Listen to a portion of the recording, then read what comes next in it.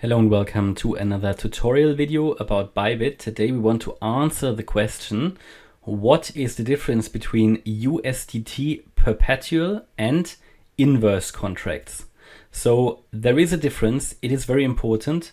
Before we start, I personally like to use, if I trade futures, I like to use the USDT Perpetual contracts, not the inverse contracts.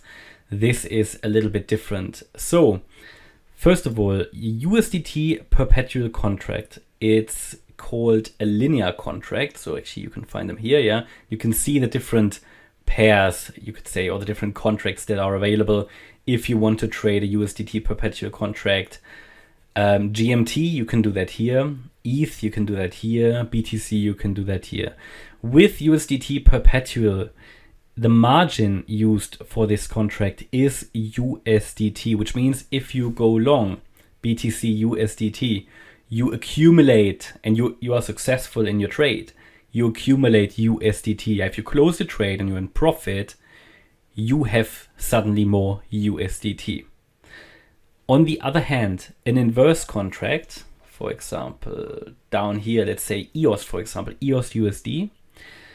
If I have an inverse contract, it means that if you would like to trade an EOS contract, basically the underlying cryptocurrency also has to be used as the margin to trade that contract. That means if I want to trade EOS USD, I need to use EOS. So I have to have EOS in my derivatives portfolio. The problem with that is that I think, so I never really use it. The problem with it is, if you trade inverse contracts, I believe it will be quite complicated to declare taxes, yeah, because then you have to always convert it into your base currency and so on.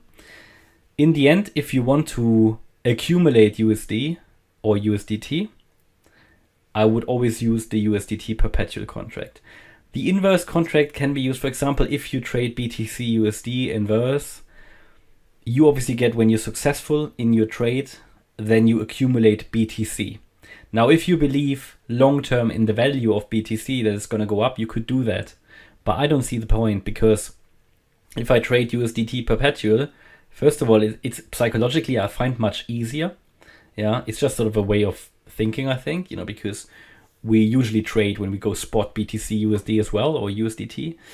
And then if you really want to accumulate BTC, you could very well just trade BTC USDT Perpetual, and then later, when you have accumulated more USDT, you can always exchange them or use them to buy more Bitcoin if you want to do that.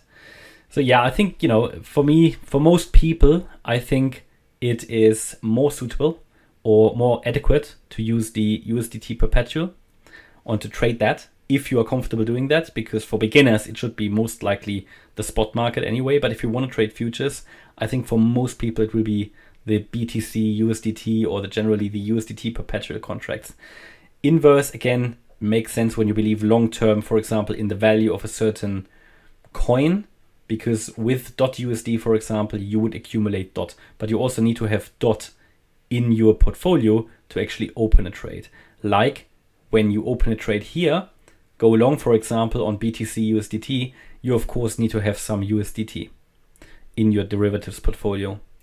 Yeah, and that's basically the simple explanation. I hope that was useful. If you enjoyed the tutorial, then you can use the Bybit link in the video description to support more crypto online. They also have a bonus that changes every month though, so it's best to just check it out when you click on the link. And other than that, I hope you liked the tutorial. If you did, please hit the like button, leave a comment and subscribe. And see you in the next video. Bye-bye.